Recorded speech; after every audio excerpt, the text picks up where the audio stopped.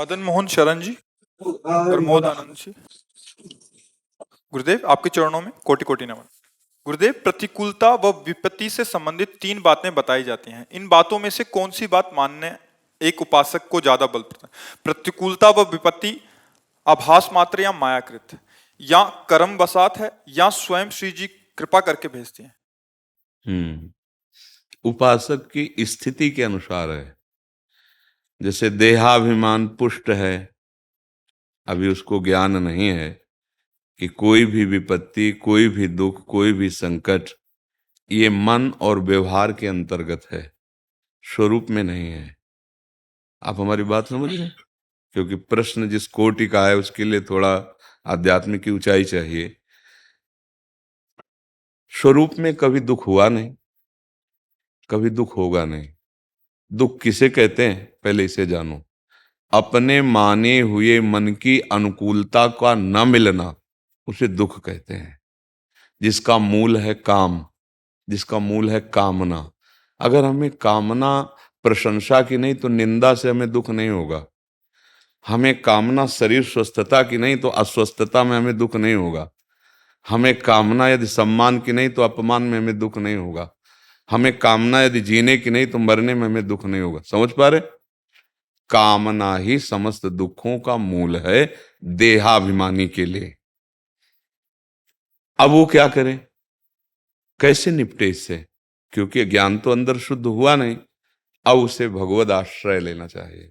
अब उसको ये विधान मानना चाहिए कि भगवान ने कहा सन्मुख होए जीव मुई जबहि, जन्म कोटि यज्ञ नाशो तबहि। जब जीव मेरी शरण में आता है तो मैं करोड़ों जन्मों के पाप नष्ट कर देता हूं। तो भगवान की तो मैं शरण में हूं, फिर भी मुझे दुख आ रहा है, संकट आ रहा है, इसका मतलब कोई मंगल विधान है भगवान का। हम जरूर नहीं अज्ञान के कारण जान पा रहे, पर श्री जी का मंगल विधान है। अब मंगल विधान को हमको सहना होगा। तो राधा राधा कहने से हमें सहन शक्ति आएगी और सत्संग सुनने से विवेक जागृत होगा। इन 2 बातों से हम सह सकते हैं। साधन को हरिभजन है, कै सत्संग सहाय।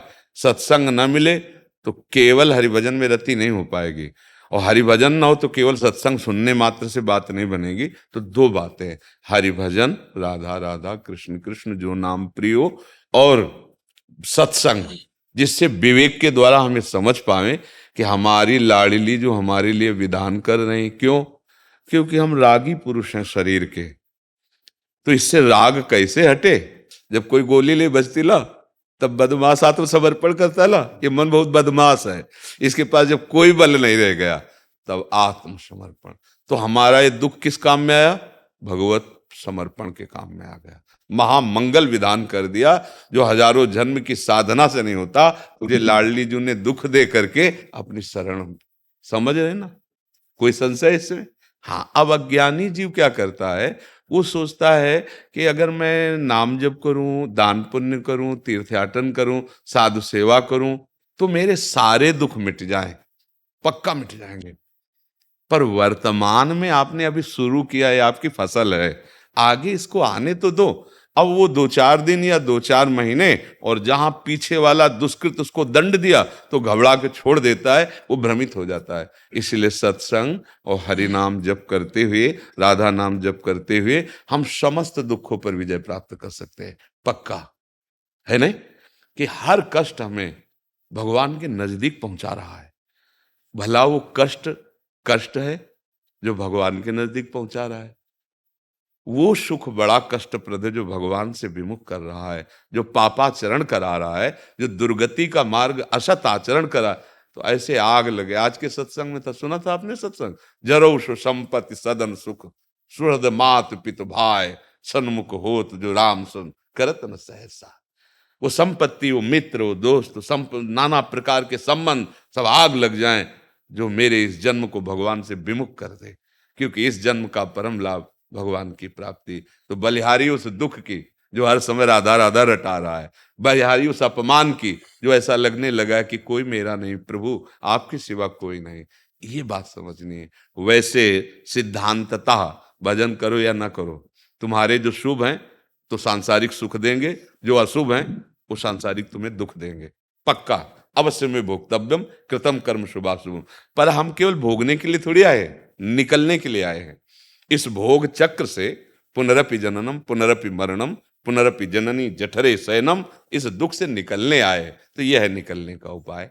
भगवद आश्रित होकर जैसी भी परिस्थिति हो, हमारे प्रभु की बड़ी कृपा, और सच्ची कृपा है। आपको सच्ची कहते हैं। जब कोई काम का नहीं रहता तो क्या आता है जानते हो? रोना। और जब रोना आता है तब भगवान की प्राप्ति हो जाती है।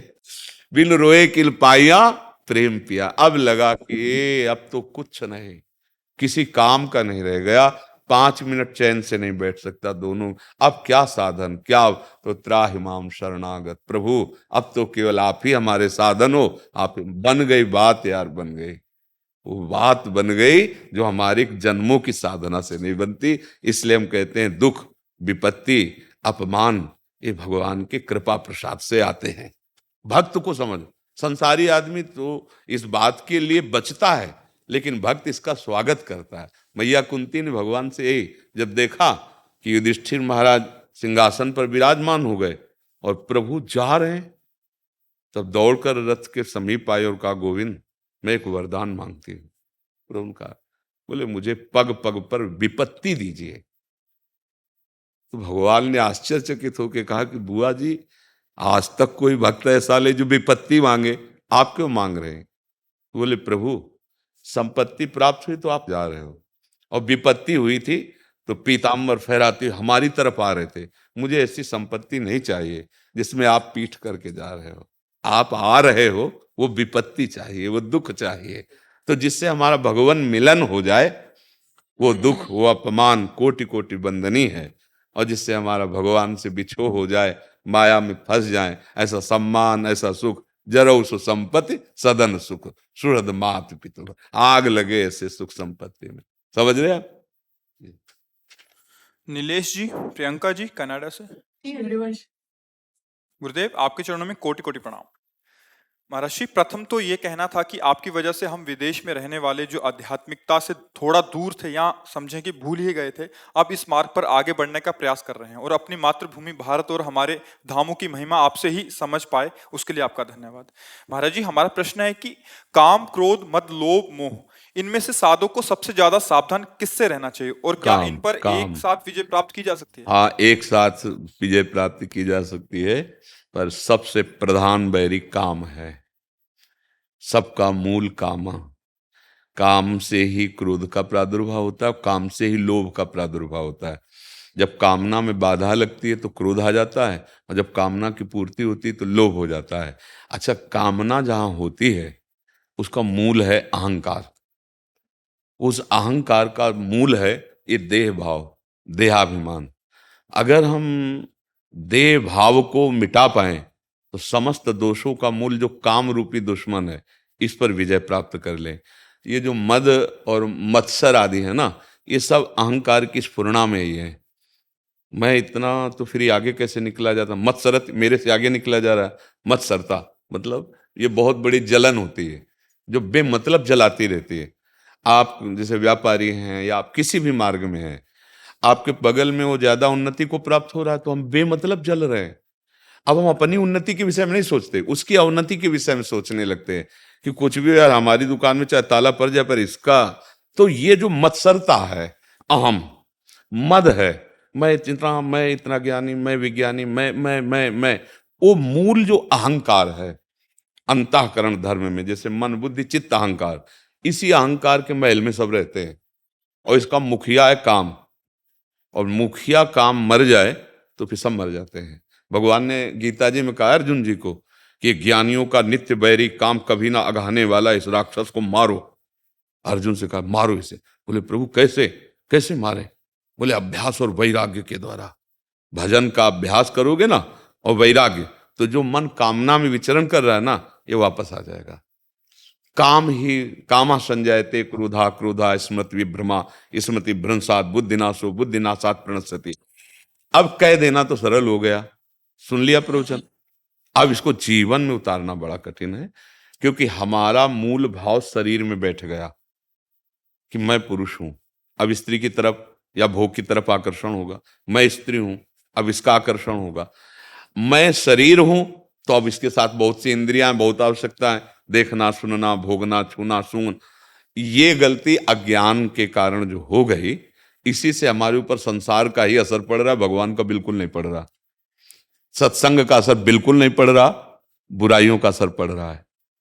क्योंकि असत को हमने आश्रय मान लिया ना अपना, तो अब असत का प्रभाव पड़ेगा, जिसका हम आश्रय लेते हैं उसी का प्रभाव पड़ता है।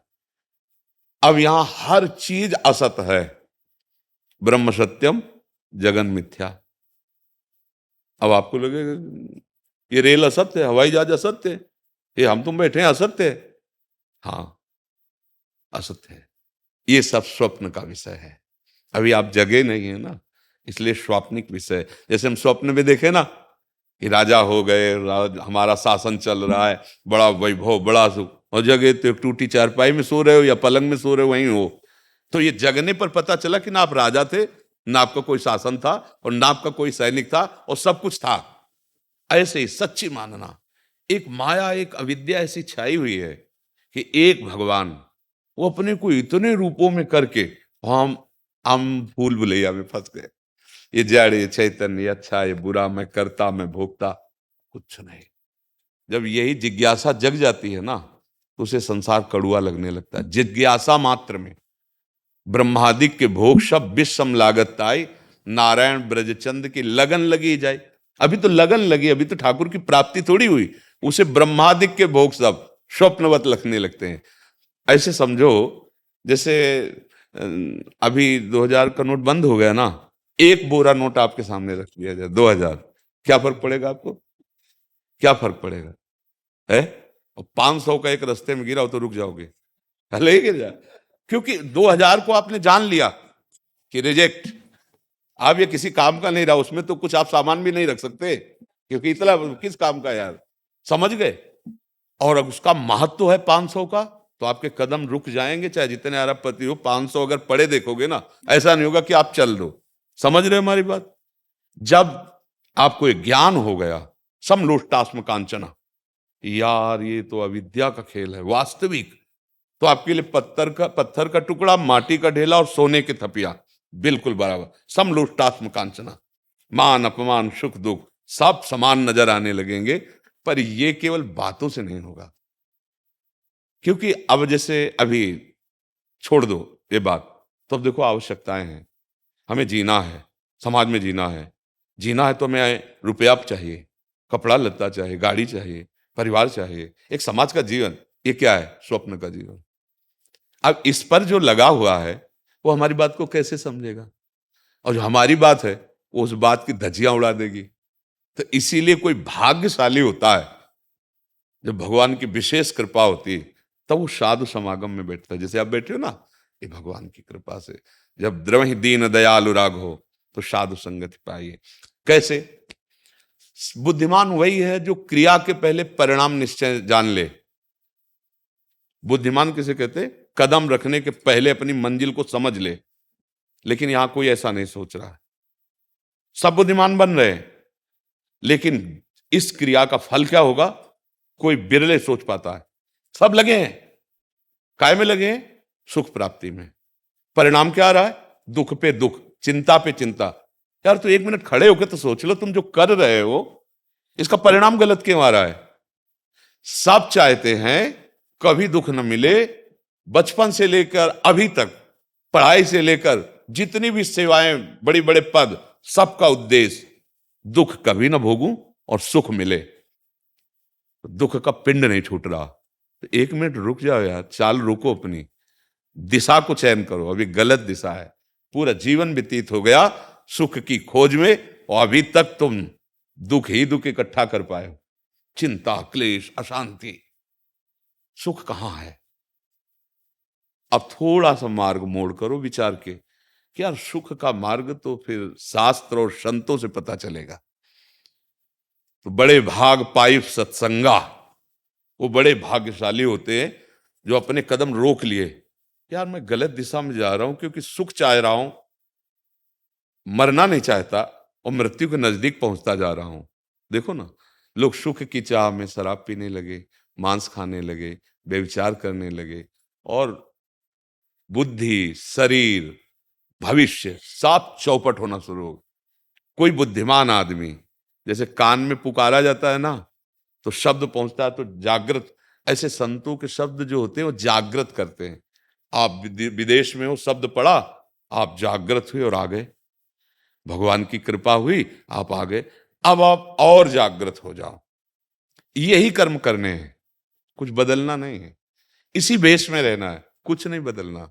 उद्देश्य बदल जाए, सुख ही सुख मिलेगा। पूर्व से जो कुछ हमारा हिसाब है वो तो आ रहा है दुख का, उसे भोग लेते हैं, आगे सुख ही सुख मिलेगा, क्योंकि हमारी फसल सुख वाली अब हो रही है। जो हम कर्म करें प्रभु को अर्पित करें।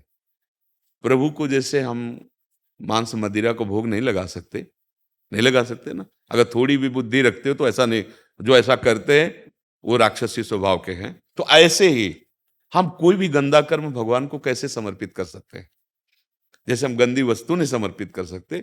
अब देखो हमारा जीवन सुख की तरफ जाने लगा, अब हम डरने लगे, अब हमसे पाप कर्म ना हो, किसी की हिंसा ना हो, किसी को दुख ना पहुंचे। तो जो आप कर रहे हो, जैसे भाव से कर रहे हो, वैसा ही आपको पलट के मिलेगा। किसी को दुख ना हो तो आपको कभी दुख नहीं होगा, किसी को किसी भी तरह, तो आपको किसी भी तरह से कोई परेशान नहीं कर सकता। अगर अभी कर रहा है तो पीछे हमने किया है, इसलिए बहुत बढ़िया अभी समय है। जितने सेकंड, जितने मिनट, जितने घंटा, जितने दिन, अब अपनी कमाई कर लो। यहां से जाना है, जाने पर कुछ भी साथ नहीं जाना है, शरीर भी उतरा दिया जाएगा। ऐसे देश में हम राजी हो रहे हैं जहां से हमें जाने पर ये कपड़ा भी उतरा लिया जाएगा। असत कर्म करो या सत्कर्म करो, छूट है तुम्हारी, लेकिन जिस दिन यहां से निकाले जाओगे कुछ भी नहीं, कोई भी नहीं। यार तो बुद्धिमानी तो कर लो कि ऐसी चीज कोई है यहां जो आप ले जा सकते हो, वो है नाम, वो है दूसरों का हित, वो है मंगल। और वो किया नहीं तो अब बताओ पूरे जीवन बेवकूफ रह कि नहीं रहे। तभी गोस्वामी जी कहते हैं मन पचितई है अवसर बीते। इसलिए बहुत सौभाग्य है।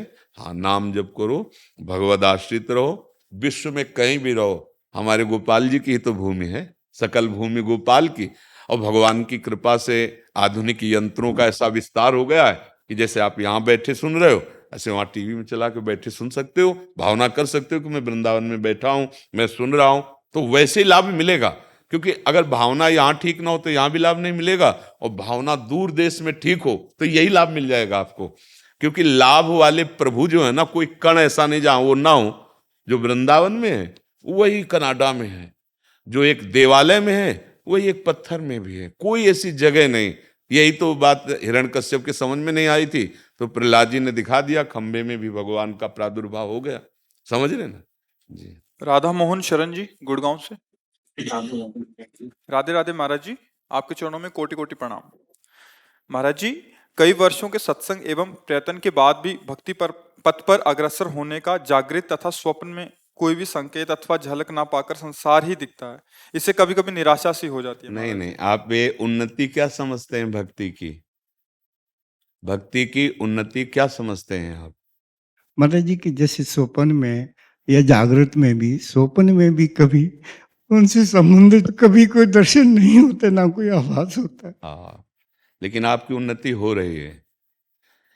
ये मार्ग ऐसा है कि अगर उन्नति का भाव आ जाए तो फिर अवनति हो जाती है। अगर हमें पता चल जाए कि हम भक्ति में उन्नति को प्राप्त हो रहे हैं तो अभिमान जागृत हो गया।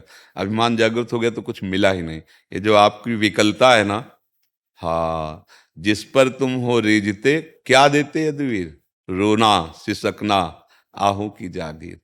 ये जो आपके अंदर विकलता है ना, कि वो स्वप्न में भी कभी दिखाई नहीं देते, कभी वो जागृत की तो बात जाने दो। ये भक्ति का रंग है। अगर भक्ति का रंग ना होता तो उनके लिए कौन चाहता है ऐसा। अच्छा, दूसरी बात, हमको अब इस बात की परवाह नहीं करनी कि आप मिलो या ना मिलो, ये आपका पक्ष है। मैं योग्यता का दावा पेश नहीं कर सकता कि आप मेरे से मिलो, पर मैं आपकी याद करके रो तो सकता हूं ना। आपकी याद करके रो सकता हूं, इसमें आपका क्या पक्ष है? मतलब इसमें हमारे आराध्य देव, आप बिल्कुल हमसे प्रसन्न मत रहो, कभी मत मिलना, मैं योग्य ही नहीं हूं आपके। पर इतनी बात कि आपकी याद करके आपके लिए रो तो सकता हूं ना। और अगर ये बात आ गई तो इतने वो प्रेमी हैं, इतने करुणा वरुणालय हैं। भक्ताधीन मनः, भगवान का एक नाम गोपाल शास्त्र नाम में है, वो भक्तों के अधीन है अपने। तो हमारा पक्ष जोरदार होना चाहिए कि हमारी अंतिम श्वास तक ये प्रतिज्ञा, ये दृढ़ता रहेगी, मैं आपका सुमिरन नहीं छोड़ूंगा। आप चाहे मुझे नरक भेजना या स्वर्ग भेजना या परम पद में, इसकी मुझे कोई चाह नहीं। नरक स्वर्ग अपवर्ग आस नहीं त्रास है। बस मेरा पक्ष ये रहेगा कि मैं आपसे प्यार करता हूं और आपको भूलूंगा नहीं। भाई यही भक्ति का रंग है। और अगर एकांतिक ये भक्ति आ गई तो इसी भक्ति के अधीन भगवान हो जाते हैं। निरपेक्षा मुनिम शांतम, जो निरपेक्षम मुनिम शांतम निर्वैरम समदर्शनम अनुब्रजाम्यहम नित्यम पूयेत्यंगुरेण भी। निरपेक्ष, किसी की अपेक्षा नहीं। बने तो रघुबर ते बने, बिगड़े तो भरपूर, तुलसी औरन ते बने ता बनिबे पे धूर। सीधा निरपेक्ष का स्वरूप है। शांतम, अब मुझे कुछ नहीं चाहिए नाथ, क्योंकि अब मुझे पता है, जैसे आपकी अवस्था है, अब मुझे पता है कि बस जाने वाला हूं। कौन सा मिनट होगा, कौन सी घड़ी होगी, ये तो पता नहीं, पर अब तैयारी है। वो तो सबकी है। मान लो उनकी तो वृद्धावस्था है, अपने ये थोड़ी कि जवान है तो अपने अभी इतने वर्ष जिएंगे, सेकंड का भरोसा नहीं है। अगर हमारे हृदय में बात बैठ जाए कि हर नाम भगवत प्राप्ति कराने में समर्थ है, तो हर श्वास में हम एक भी नाम नहीं छोड़ेंगे। राधा राधा राधा, तो अभी शरीर छूट जाए, अभी भगवत प्राप्ति हो गई, अभी भगवत प्राप्ति हो गई। आपके ऊपर बहुत कृपा है।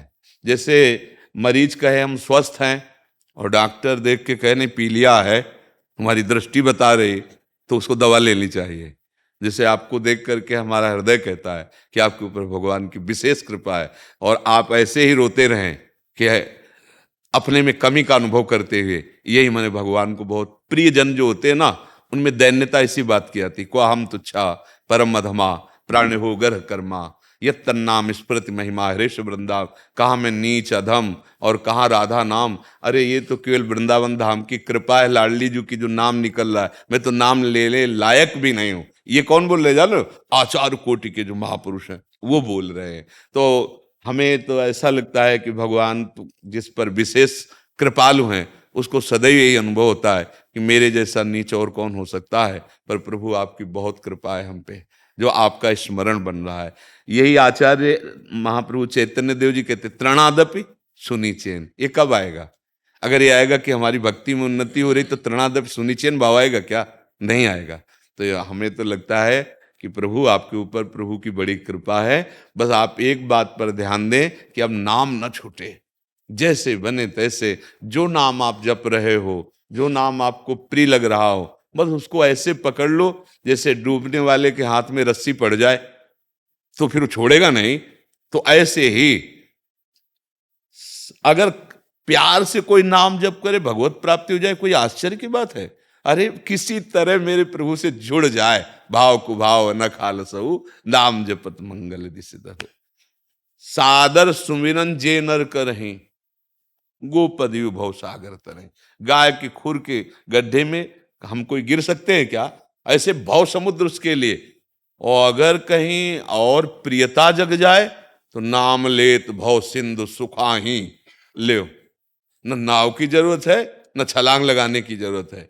नाम जापक के सामने भव समुद्र रहता ही नहीं, सूख जाता है। नाम लेत भव सिंधु सुखाही करहु विचार सुजन मन माही। नाम चल रहा है ना, तो महाराज आवे या ना आवे, उनकी मौज की बात। देखते हैं कैसे नहीं आते। सुमिर पवन सुत पावन नामू अपने बस करि राखे रामू। नाम जापक के हृदय में भगवान बंदी बन जाते हैं, कभी उसके हृदय से नहीं छोड़ते। जिसके हृदय में निरंतर स्मृति है तो भगवान स्मृति जिसके हृदय में चलती है उसके अधीन हो जाते हैं। भगवान का नाम प्रेमाधीन भी है। तो ऐसे अजित को नाम जापक जीत लेता है। तो अब कोई आपको साधन की तरफ देखना नहीं, बस जो नाम आपको प्रिय हो वो नाम खूब जपिए। और आपके ऊपर कृपा है भगवान की। अलका मलिक जी। श्री हरिवंश। श्री हरिवंश। राधे राधे महाराज जी, कोटि कोटि प्रणाम। महाराज जी, काफी समय से सत्संग सुनती हूँ। मेरी मैं की हस्ती सतमार्ग में रुकावट डालती है। इसी जन्म में पूर्ण रूप से भगवत भाव में रहना चाहती हूँ। है तो उसका ऑपरेशन करो। आपके पास है क्या मैं लायक? है क्या? अगर हमारे परमार्थ में मैं रुकावट बन रहा है तो आपके पास है क्या? क्या है आप? एक रोम भी तो आप संभाल नहीं सकती। अगर रोम को अभी गिरना है तो आप नहीं संभाल पाएंगी। है क्या आपके पास? रुपया, पैसा, संपत्ति क्या है? शरीर क्या है आपका? आपके अधिकार में क्या है? आप रोक पाए? आपकी यौवन अवस्था वृद्धावस्था में परिणित हो गई, रोक पाए? आपका रूप बिगड़ गया, आपका शरीर ढल गया, अभी मृत्यु अवस्था आ जाएगी, आप रोक पाएंगे? आपका है क्या? ऑपरेशन कीजिए। सत्संग में ऑपरेशन होता है ना, तो आप ऑपरेशन कीजिए कि ये तो केवल झूठा अहम है। ना आप स्त्री हैं, है क्या आपके पास? आप स्त्री भी नहीं है। आपको ये शरीर ढांचा मिला था, आप कितने समय के लिए हरि जाने, इसके बाद ये भी छूट जाएगा। आपका है क्या? आप बोलो, किस बात का अहंकार है आपको? महाराज जी, अहंकार से ज्यादा ये है कि अंदर कहीं ना कहीं गड़ा पड़ा है। नहीं, उसको देखो, ऐसा है, हम मान लेते हैं कुछ सामने भूत है, हम डरने लगेंगे, हम परेशान हो जाएंगे। ऐसा हमारे मन ने हमको कई बार, जब बच्चापन में गंगा किनारे भ्रमण किए तो डरवाया है। ऐसे तुम्हें फालतू में डरवा रहा है मन तुम्हारा, तुम्हारे अंदर अहंकार है। हम ये क्या है उसको देखो ना। जैसे हमें एक बार क्या हुआ कि गंगा जी स्नान करने जाते, हम न टार्च है न कोई सुविधा है गंगा किनारे, तो बहुत बड़े झाड़ पड़ते थे, तो वहां से बिल्कुल सकरी से फिर गंगा जी में उतरना होता, तो जो उतरते सो ऐसे भन बहुत जोर की आवाज आती, पूरा वो हिल जाता एरिया। अब हमारा मन कहता कुछ तो यहाँ गड़बड़ है। अब हमका मार दिया, जब हमारा मन हमको डरवाने लगे तो अब अकेले बाबा जी हैं, अब बच्चापन से बाबा जी हमको आपने मार दिया तो हमने कुछ चलने लायक नहीं रखे, हम नहीं गए वहां से। हमको आपने स्नान बाद में करेंगे, पहले यहाँ चेक करेंगे है क्या। खड़े रहे, 2-2.5 घंटे हुए, मान लो 4 बजे जाते, 2-2.5 घंटे जब प्रकाश हुआ था देखा मांस खाने वाली जो मक्खियां नहीं थी, नहीं बड़ी, वो लाखों की संख्या में बैठी थी, तो उनको जहां आट मिलती, अब मन कह रहा था कुछ है, भूत है। अगर हम ना, तो अगली बार हम उधर से कदम नहीं रख सकते थे। बेईमान मन डरवा दिया ना, कुछ नहीं था, वो मक्खियां थी लाश खाने वाली, जो लाश के ऊपर बड़ी बड़ी मक्खियां होती ना, और एक साथ हजारों उड़ी तो पूरा हिल गया और भनभनाट। तो ये मन हमारा हमको बदमाशी करके प्रभु से विमुख कर रहा है, कोई अहंकार नहीं। अगर आपके पास अहंकार वाली बात होती तो आप यहाँ आती नहीं, आपको अहंकार वाली बात होती आप सत्संग नहीं सुनती। ये भ्रम से ऐसा आपको लग रहा है और ऐसा मानो जैसा हम कह रहे हैं, तो वो जो आपने मान रखा है ना वो हट जाएगा। कोई अहंकार नहीं। हम लोग किसी सामर्थ्यशाली बात को अपने अंदर नहीं देख पाते। क्या सामर्थ्य? जब मन चाहता है भोगों में गिरा देता है, जब मन चाहता है हमको वैसा आचरण, हमारी क्या सामर्थ्य है? तो हे नाथ, हे करुणामय, हे हरि, हे प्रियाजू, हम आपकी शरण में हैं। यही सूत्र है अहंकार नष्ट करने का। कोई अहंकार नहीं है। किस बात का अहंकार है? वो केवल मन ऐसा कहता है, तो मन की बातें मत मानो। हाँ, प्रभु से विमुख होकर जो हमारा समय जा रहा है, इस पर हमें चिंता करनी है। अहंकार तो कोई बदलने में देर नहीं लगेगी। असभिमान जाय जन भोरे, मैं सेवक रघुपति पति मोरे। यह अभिमान तो हमारे अंदर ठसा ठस भर जाए, ए श्यामा श्याम हमारे, मैं उनका। हमें क्या परेशानी अभिमान से? हमारा अभिमान सही ठिकाने पे लग जाए। हमें ध्यान देना है कि हम प्रभु को भूले ना, उनका नाम न भूले, तो हमारा सब कूड़ा करकट सही हो जाएगा। देखो, गंगा जी कभी नाला नहीं बन सकता, लेकिन नाला यदि गंगा जी में चला जाए तो गंगा जी बन जाएगा, नहीं बन जाएगा? गंगा जल से अलग नाला है तो छूने लायक भी नहीं है, और जे ही वो गंगा जी में जाता है तो सुरसर बिले सु पावन कैसे, ईस अनिसई अंतर जैसे। तो हमारी जितनी गंदगी है वो सब पावन हो जाएगी यदि हम नाम जप करें और अपने आप को अब प्रभु के हवाले कर दें। हवाले का मतलब है अंदर से कि नाथ में थक गई, पूरा जीवन हो गया मन की चाल पर चलते हुए। अब आप मन को संभालो, तन को संभालो, जीवन को संभालो। हरि शरणम, सब ठीक हो गया, सब पावन हो गया। अहंकार भी पावन हो गया। जितनी गंदगी जो अलग थी ना, वो जब मिली ऐसे तो धारा हो गई। देखो ना, ये इधर से नाला जाता है, छूने लायक नहीं, वही जब यमुना जी मिल जाता है तो आगे हर घाट पे लाखों लोग स्नान करते हैं, अवगाहन करते हैं। किसी के दिमाग में भी नहीं है कि ये नाला इसमें मिला हुआ। अगर आप कोई कह भी दे तो इतनी प्रबल श्रद्धा है, हटाओ इन बातें, अरे गंगा जी हैं, यमुना जी हैं। ऐसे ही हम गंदे नाले की तरह तब तक हैं जब तक प्रभु से अलग हैं, और जहां प्रभु से मिले तो गंगा की तरह पावन हो जाएंगे। जैसे नाला मिल गया तो गंगा जल बन गया, ऐसे ही हम यद्यपि अपवित्र हैं, अहंकारी हैं, कामी हैं, क्रोधी हैं गंदे, पर हम प्रभु के हैं। अब यहां से सुधार शुरू हो गया, और राधा राधा राधा सब ठीक हो जाए। आपके अंदर अहंकार नहीं, हमारी बात मान लो, हमारी बात मान लो। जिसके अंदर अहंकार होता है वो कभी ये नहीं कह सकता कि मेरे अंदर अहंकार है, ये दोष होता है। अहंकारी को कहो यार तुम्हें अहंकार है क्या, तो बिगड़ जाएगा। इतना भी अहंकार हमारे अंदर, वो बोला अहंकार से ही रहा है। ये आपका भक्ति का, सत्संग का प्रभाव है जो आपके अंदर ये दोष दर्शन करा रहा है कि अहंकार आपके अंदर है। वस्तुतः अहंकारी बोल ही नहीं सकता कि मेरे अंदर अहंकार है। बड़ी कृपा है, आप नाम जप करो और अंदर से हरि शरणम, हे प्रभु मैं आपकी शरण में हूं, वो सब संभाल लेंगे सब। अच्छा, बस इसी आशीष करो, इसी दृढ़ता से मन रूपी अंधेरे को जब जब आए उसको मैं सामना करके और अपना प्रभु से जुड़ी रहूं।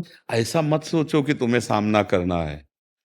हाँ, आगे आगे सूर्य चल रहा है, अंधेरे से लड़ने की हमें जरूरत क्या है। नाम सूर्य है, राम नाम मणिदीप धरी, जीह दे हरि द्वार, तुलसी भीतर बाहरो, जो चाहस उजियार। कहां तुम्हें लड़ना पड़ेगा? अगर जिह्वा में नाम चल रहा है तो अंधकार है ही नहीं, बाहर और भीतर दोनों जगह प्रकाश। समझ रहे? पूनम जी, दीपक जी, श्री हरिवंश, श्री हरिवंश। श्री हरिवंश। सतगुरुदेव भगवान आपके चरणों में कोटि कोटि प्रणाम। महाराज जी, हमारा प्रश्न शिष्टाचार संबंधित था। अगर सतगुरुदेव भगवान जी हमारे घर में अचानक पधार जाएं तो उस समय महाराज जी हमें क्या करना चाहिए, या बताकर आए तब क्या करना चाहिए महाराज जी? हाँ, सबसे पहली बात है कि सदगुरुदेव भगवान क्या, कोई भी संत आए, सबसे पहला आदर होता है खड़े होकर के हाथ जोड़ना और उनके इष्ट का नाम उच्चारण करना। जैसे गुरुदेव भगवान, राधे श्याम, राधा वल्लभ लाल की, राधा वल्लभ लाल की जय। आज तो बड़े भाग्य, आज तो बड़े भाग्य, भगवान के दास घर पधारे, हरिजन पद। कोई भी संत मान, पहले मृदुल वाणी का स्वागत, फिर आइए आसन पर बैठिए, फिर तीसरा उनके चरण पखारें या जल अर्पित करें जैसे वो राजी हो। मान लो कुछ संत होते नहीं इस पर, तो हम जल अर्पित करते हैं अर्घ रूप में उनका, फिर प्रार्थना करते हैं क्या आज्ञा है आपकी, भोजन प्रसाद पाएंगे आप क्या।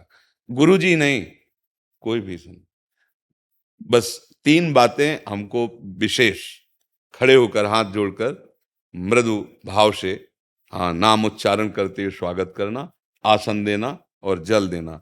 ये 3 प्रत्येक वैष्णव के लिए किए जा सकते हैं। अगर आपको संशय है तो 2 मृदु भाषण, हाथ जोड़ा, मृदु भाषण, गेट के बाहर ही, अंदर नहीं। अगर आपका परिचय नहीं है, आप नहीं जानते हैं और कोई संत वेश में आया है तो गेट के बाहर ही राधे श्याम, क्या आज्ञा है आपकी। अगर वहां तुम्हें समझ में नहीं आ रहा है तो राधे राधे, हमारी सामर्थ्य नहीं, और आप अंदर हो जाए, हो गया स्वागत। कटु वचन नहीं कहना, अपमान नहीं करना। और गुरुजन और जो परिचय के महापुरुष है फिर तो अपने आराध्य देव ही हैं, फिर तो प्रसाद पवाया, उनकी जूठन पाई, उनका चरणामृत घर में छिड़का, वो तो। पर हम इसलिए लगा देते हैं कि केवल यही सिद्धांत नहीं है, क्योंकि इस वेश का दुरुपयोग भी हो रहा है। कहीं आप ऐसी धारणा में कि गुरुजी की आज्ञा हो गई है तो उसमें नहीं। अगर हमारे परिचय में नहीं है और भगवत भेष है तो हाथ जोड़कर हम, हाँ महाराज दंडोत दंडोत, आज्ञा कीजिए, हमको ये करना है, वो यज्ञ करना है, या पैसा ऐसा, हमारी सामर्थ्य नहीं। आप कहो तो आप बैठो बाहर, हम आपको 4 रोटी बना करके दे सकते हैं, हम बस। और परिचय के फिर हैं तो फिर कोई बात नहीं, क्योंकि ये वेश ऐसा है कि इस वेश में बहुत से दोष करने वाले जन जो नहीं जानते हैं भगवत मार्ग को, इस भेष का अवलंबन लेकर लोगों की श्रद्धा के साथ खिलवाड़ करते हैं। इसलिए हम बीच में इसे लगा देते, केवल एक ही बात नहीं कहते, दोनों पक्ष इसीलिए रख देते हैं कि जिससे हमारी भगवत स्मरण बढ़े, जिससे हमारी श्रद्धा बढ़े, हमको वही कार्य करना है। नहीं तो अगर हमको ऐसा लगता है कि गुरुदेव के संग से हमारी श्रद्धा बिगड़ रही, हमारा भाव बिगड़ रहा है, तो हम उनसे दूर होंगे, उनकी आज्ञा का पालन करेंगे, उनके द्वारा दिए हुआ नाम मंत्र जपेंगे, पर हमारी श्रद्धा बचे। हम श्रद्धा अपनी बिगाड़ेंगे नहीं, उनके पास नहीं जाएंगे, पर हम उनकी आज्ञा पर रहेंगे, तो कल्याण हो जाएगा, मंगल हो जाएगा। समझ रहे आप? इसमें कोई संशय? गुरु जी को निमंत्रण कर सकते हैं कि आप हमारे घर में आइए। गुरु जी तो तुम्हारे पास ही, अभी तुम जान ही नहीं पाए हो। गुरु मंत्र जो है ना, ये गुरु जी की आत्मा है, गुरु जी का जीवन है। नाम सुकृत धन अपनी जीवन, अतिहित मान देत वरदान। जो गुरुदेव ने अपना जीवन दे दिया। गुरुदेव का जीवन क्या है? राधा। गुरुदेव का जीवन क्या है? जो मंत्र आपको मिला है। मानो अपनी जिंदगी दे दी, अपना जीवन दे दिया, तो अब गुरुदेव तुम्हारे साथ है ना। मंत्र चल रहा है, नाम चल रहा है, मतलब गुरुदेव तुम्हारे साथ हैं। अगर नाम मंत्र नहीं चल रहा तो साथ होने पर भी कोई खास लाभ नहीं है, क्योंकि हमारा बाहरी साथ कोई साथ नहीं है। हमारी आंतरिक बात मान लो तो हम तुम्हारे साथ हैं, चाहे ऑस्ट्रेलिया में रहो, चाहे भारत में रहो, कहीं भी रहो। क्यों?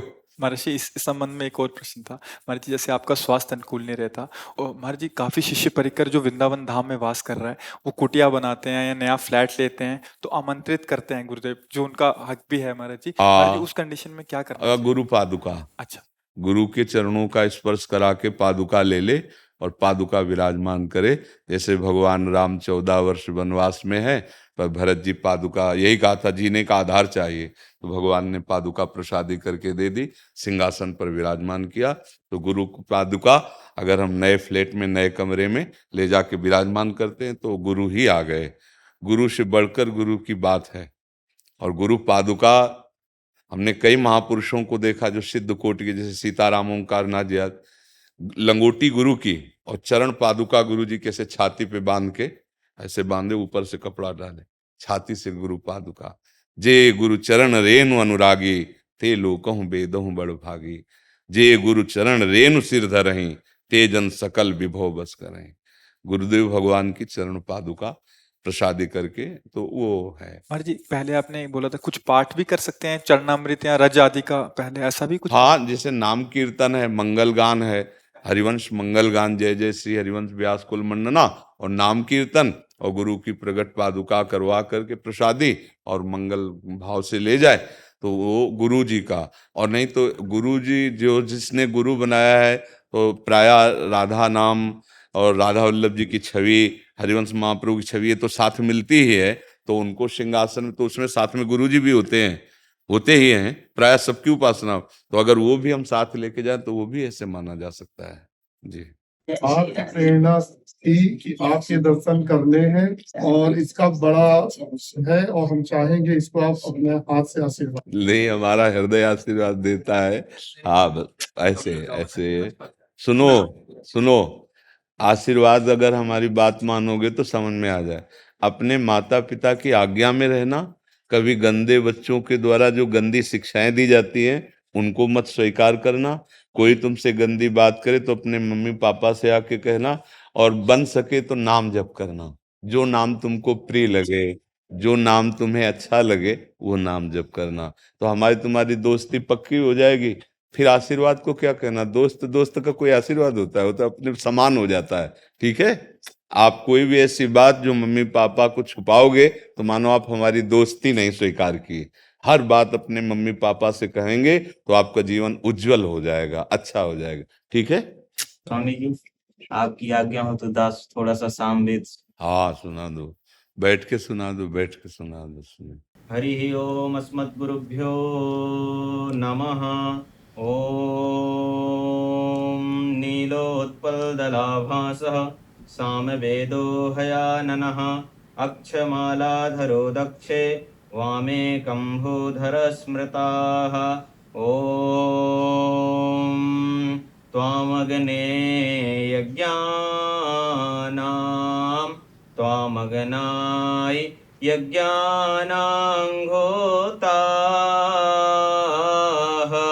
विश्वे सांघायिताः देवैरमा नु से जना औ हो ईडा तद्दौ होवा गाया सुताईसा च पुरुहुता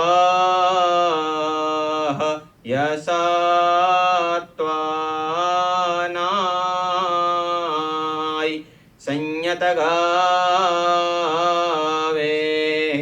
नसो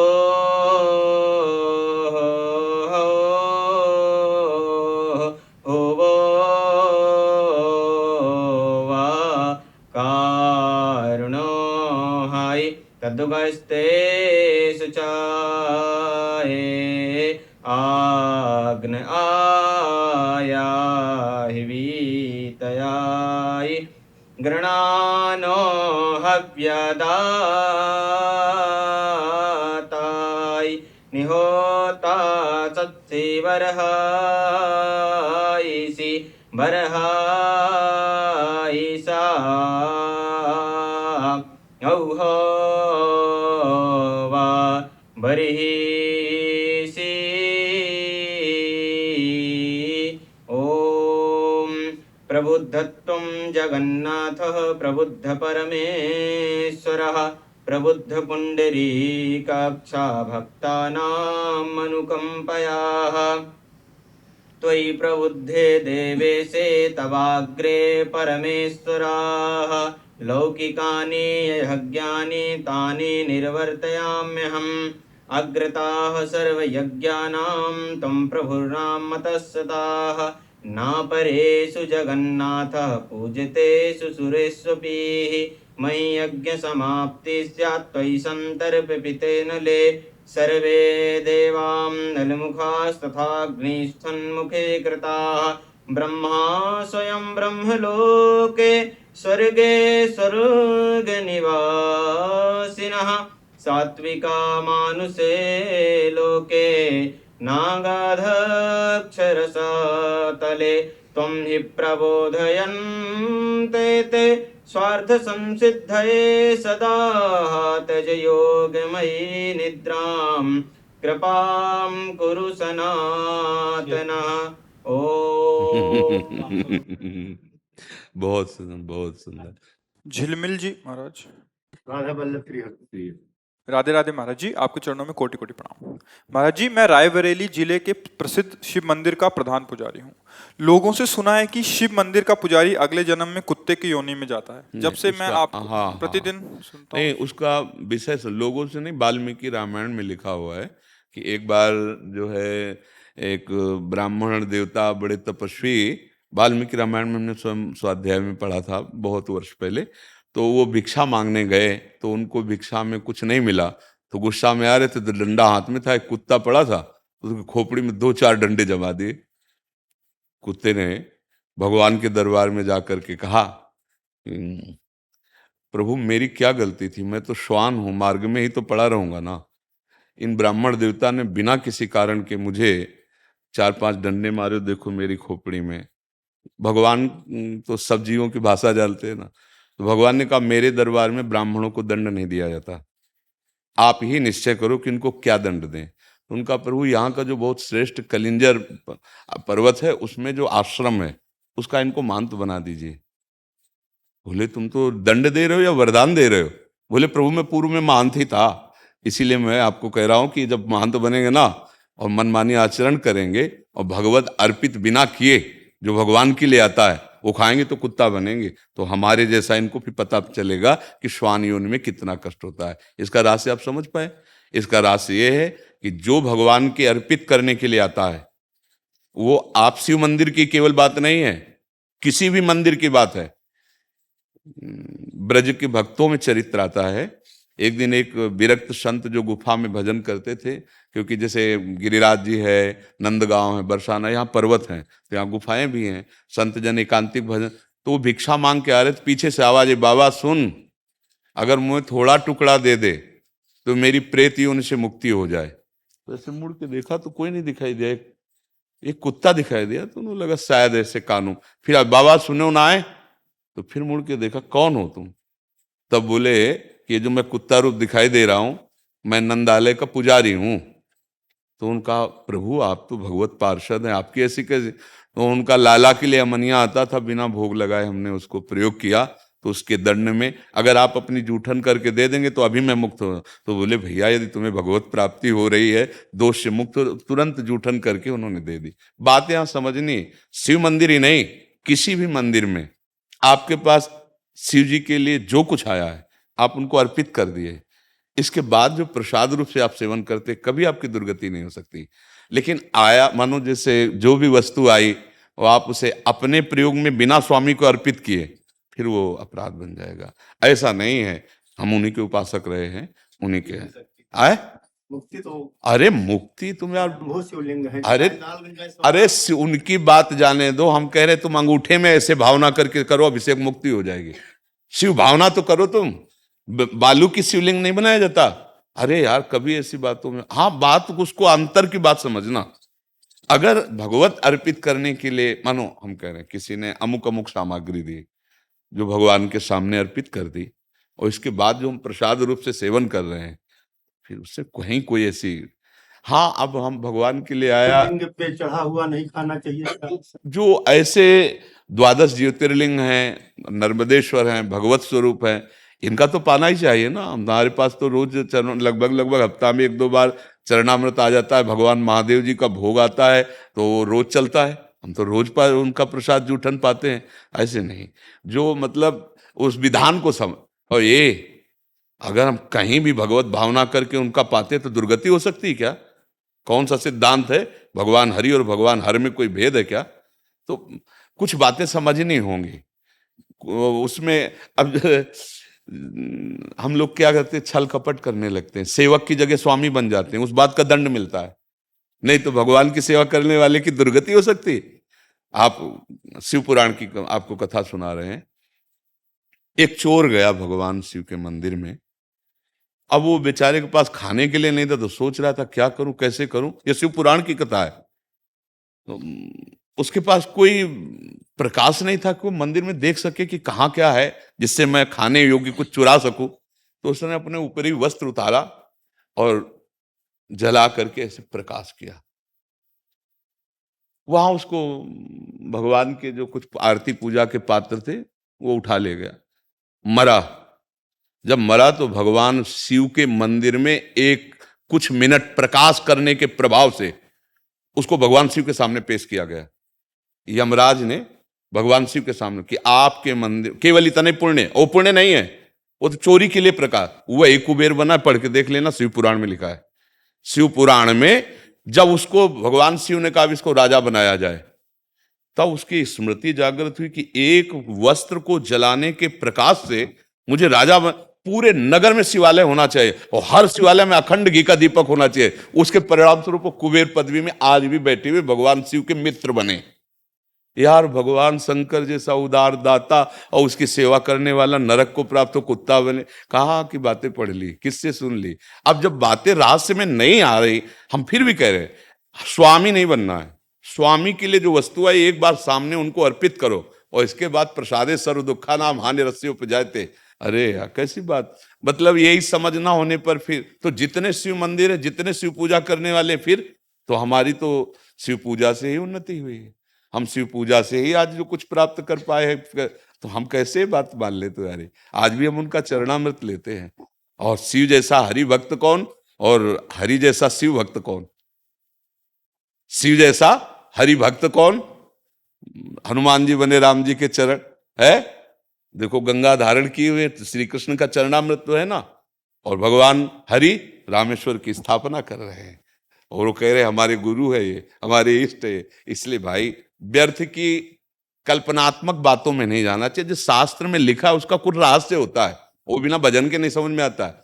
शास्त्र तिजोरी है और जहां तिजोरी होती है वहां भूल भुलैया के कई मार्ग रखे जाते हैं कि वहां तक असली आदमी पहुंच पावे, नकली ना पहुंच पावे।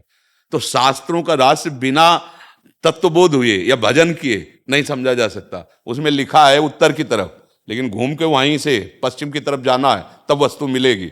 अब वो अनुभवी है नहीं तो उत्तर की बात केवल करता रहेगा, पश्चिम को मुड़ने वाली पता ही नहीं। इसलिए कहा जाता है कि बिना गुरु के ज्ञान नहीं होता, बोध नहीं होता। तुम निश्चिंत रहो और भगवान शिव की आराधना करो और सेवक रहो। सेवक है, हम एक बूंद पानी भी उनको अर्पित किए बिना नहीं पी सकते। बस तुम्हारी जय हो जाएगी, कोई पराजय नहीं कर सकता। और जहां हम स्वामी बन जाते हैं प्रायः, क्योंकि प्रभु कुछ बोलते तो है लैला, तो लगता है कि अजय आया कि आप ये चढ़ा दीजिए, प्रभु को आप दे दीजिए, बिल्कुल है ये। अब वो हमारे बाप की वस्तु हो गई, क्योंकि हमारे स्वामी है ना प्रभु, अब उनके चरणों में अब हमारा सेवक अधिकार इन्हीं से चल रहा है, समझ रहे ना। और अगर ये हुआ कि भाई हाँ ठीक है, अब इसका हिसाब तुम्हें देना पड़ेगा, तुम्हारी जेब में गया ना, अब तुम्हें हिसाब देना पड़ेगा। ऐसे ही हर एक वस्तु, बस ये सावधानी हट गई तो गिर जाओगे, नहीं किसी की ताकत नहीं कि गिरा दे। भागवतिक जीवन निर्वाह के लिए फिर कोई परेशानी नहीं, भगवद अर्पित जीवन ऐसा। फिर तो देखो आप धामों में देखो ना। अच्छा, आप तो कहीं किसी एक पवित्र जगह का नाम ले रहे हैं, हम तो काशी की बात कर रहे हैं, जहाँ घर घर शिवालय है, घर घर शिवालय है। बिना उनके भोग लगे, बिना उनका प्रसाद पाए कोई जी नहीं सकता काशी में। जैसे यहाँ कहीं भी भोग लगाओ जय जय श्री राधे बोलना पड़ेगा, महारानी जी का धाम है, ऐसे काशी भगवान शिव का घर है। कोई घर ऐसा नहीं जहाँ शिवालय ना हो, कोई घर ऐसा नहीं जो उनकी जूठन न खाता हो। फिर सब क्या होगा ये जो आप बोल रहे हो, अगर सब हो तो फिर क्या होगा। और हर को मोक्ष मिलेगा। काशी नाथ का जो सेवक है वो मुक्तिदाता है, ऐसा खिलवाड़ नहीं है। और ऑर्डर डाले यार, एक चुल्लू जल में बिक जाने वाले महादेव जी है, उनके सेवक को भय हो कि हमारी मुक्ति होगी कि नहीं, क्या होगा कि नहीं, ऐसा नहीं सोचते।